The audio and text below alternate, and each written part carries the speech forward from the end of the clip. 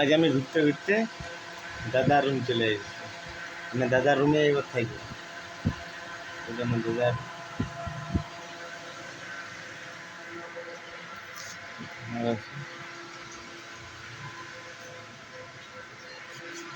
কাজ এমন একটা জিনিস ভাই, জিন্দগি ঝান্ডবা ফিরবে ঘামানবা, কিচ্ছু করার নাই। শরীর শরীর চলতে টেনশন জিম্মেদারি, এই করতে হবে ওই করতে হবে, ভালো লাগছে না। কী করবো, কেউ তো বুদ্ধিও দিয়েছেন। হ্যাঁ, এই যে ভিডিও বানাচ্ছি, কেউ একটা ভালো কথা বলে দিল যে না এরকম কর, এরকম। আমি কি কিছু করছি, আমার কেউ জ্ঞান দেয় ভালো কিছু একটা, কেউ তো কোনো সম্পর্ক করছে না, কিছু বলছো না।